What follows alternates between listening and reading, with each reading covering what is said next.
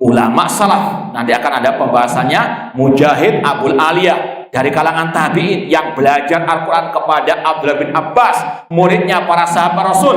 Mereka lebih tahu tentang tafsir Al-Quran. Mereka mengatakan istawa itu artinya ala wartafa, Allah tinggi. Dan itu kata Imam Ibnu Qayyim ijma' ahli bahasa, ijma' salaf mengatakan istawa ala wartafa artinya tinggi di atas al-arsy.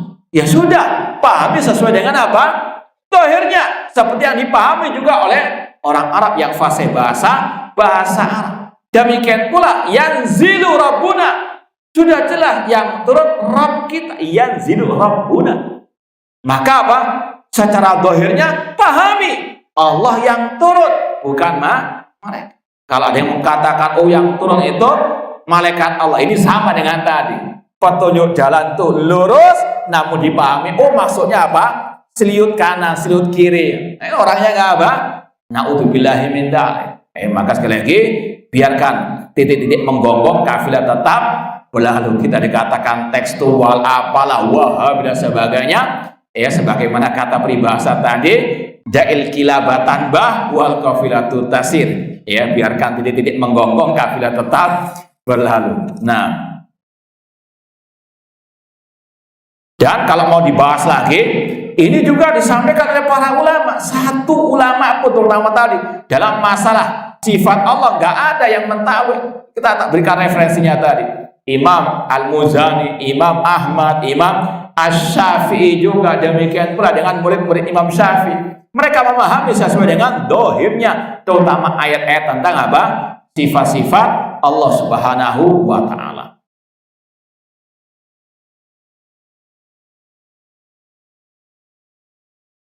Ada seorang ustadz Ahlus Sunnah mendakwakan tauhid di masjid, tetapi sebagian jamaah tidak datang karena ustadznya biasa-biasa aja, belum terkenal. Mohon nasihatnya. Bertakwalah kepada Allah Subhanahu wa Ta'ala, bahwasanya dalam kita menimba ilmu itu ukurannya yang pertama ustadznya berakidah sahihah, dakwanya mengikuti dakwah para rasul. Kemudian dia berkompeten dalam ilmu agama. Cari ilmu itu bukan karena followernya yang banyak.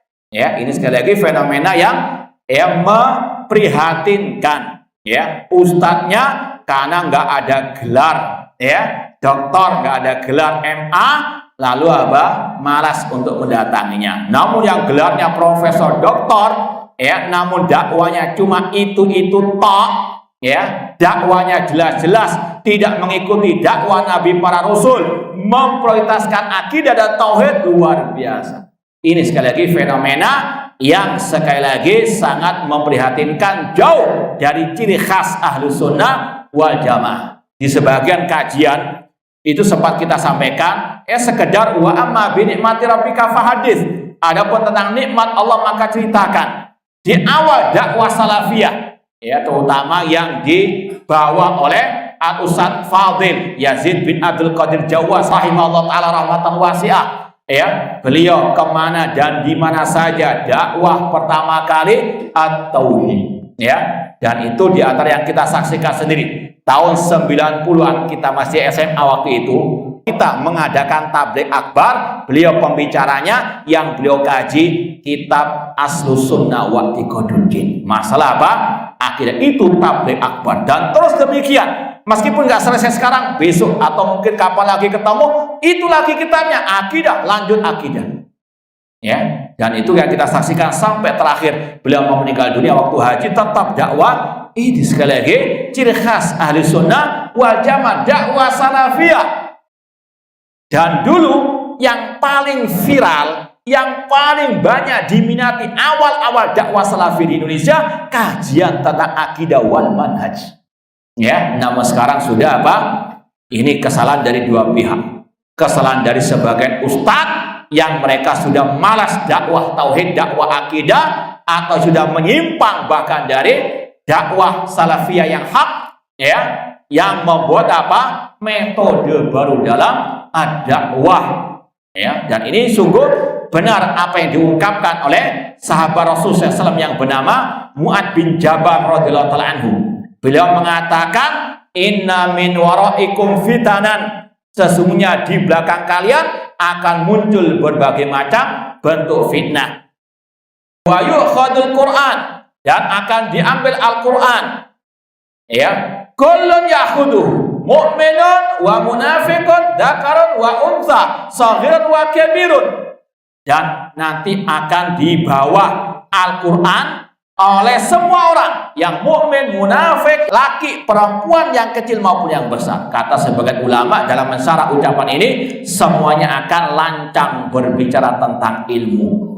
Kemudian ya, wa yukhsha an yakula rajul, dan dikhawatirkan akan datang seseorang, dia mengatakan qad qara'tu kitaballah walakinnahum la yattabi'uni.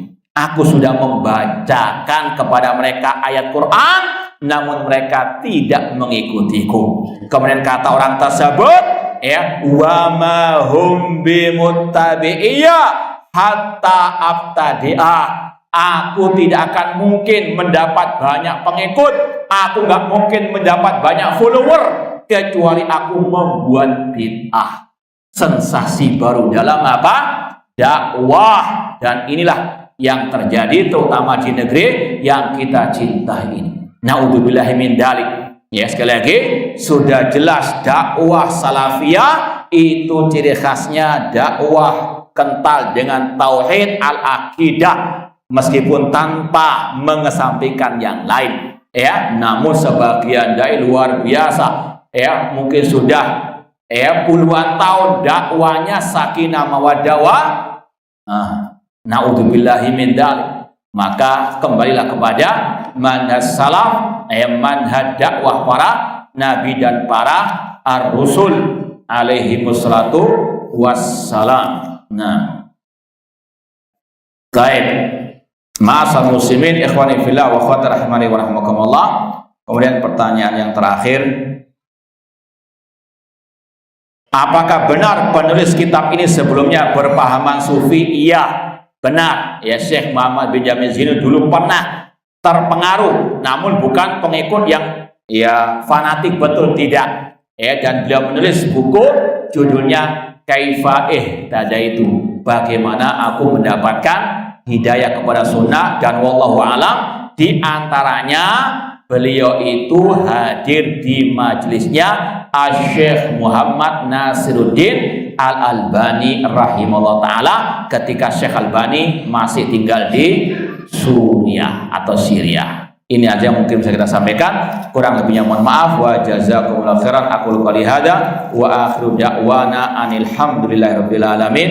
Wassalamualaikum warahmatullahi wabarakatuh.